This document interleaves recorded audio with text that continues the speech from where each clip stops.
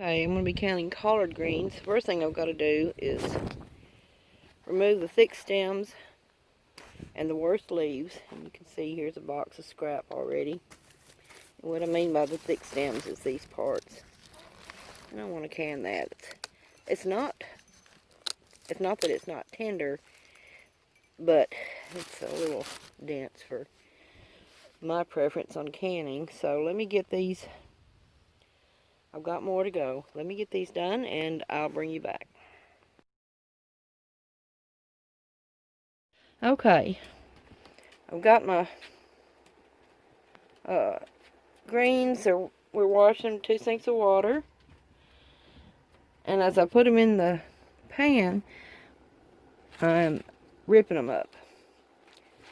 Not tiny, bigger pieces, but what I'm going to be doing now is bring them to a boil and let them get well wilted, and by that I mean they're nearly cooked by the time I pull them out. Okay, there's part of my greens boiled down where I want them. Very well wilted, according to NCHFP, the USDA website. They should be well wilted, and that's what these are.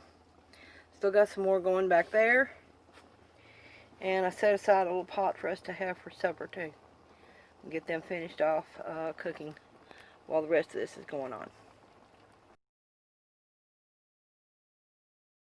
We've got the greens are cooked down, really well cooked down. Let me use my other hand. These are silicone. They won't scratch the jar.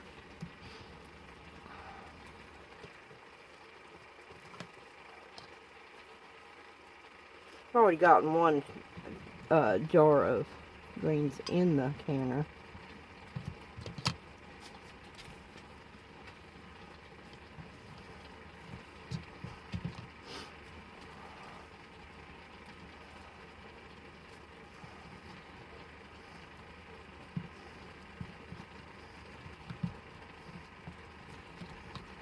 I like them in there pretty good because greens, I don't know if they soak up the water or what. I don't think they siphon much.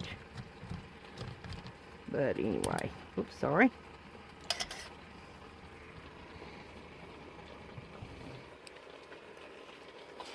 Okay. I'm just going to put fresh boiling water in there.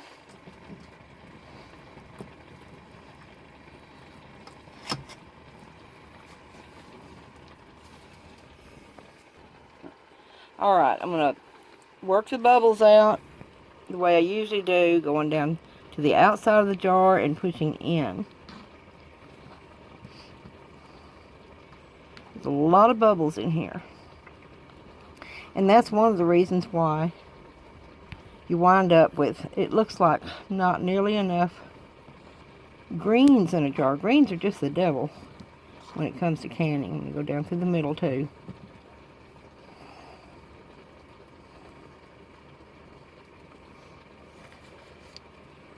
Move that off. Check my headspace. It's a little bit low right now, because when the bubbles come up, the liquids go down. Okay.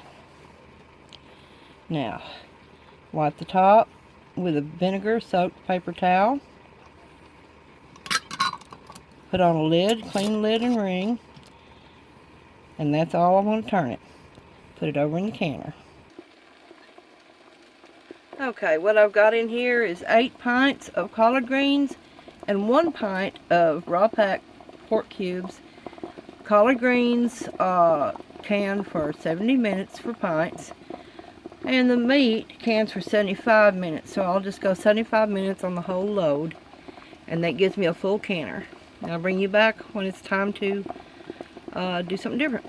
Got a full steady stream of steam coming out the vent pipe, and I've got my timer set for 10 minutes. 10 minutes venting is the time is up, so I'm going to put the weight on here. When it starts rocking gently, I'll set the timer for 1 hour and 15 minutes. Okay, it's beginning to rock. I'm going to turn the heat down some so it just barely, gently rocks. This is the 10-pound weight, the 3-piece weight from Presto. With one ring on, it's 10 pounds. With 2 rings on, it's 15 pounds. If you live over 1,000 feet, if you can't, that's where you're canning at, then you would use the 15-pound weight. Anyway, I'll bring you back when it's time to turn things off. Okay, there we are. They're still boiling. It's 8 pints of collard greens and then 1 pint over here of raw packed pork. As you can see, no matter what you do with greens, you wind up with them looking a little low. You just can't hardly avoid it. I have not found a way, no matter what I do, to make them keep the liquid all the way to the top.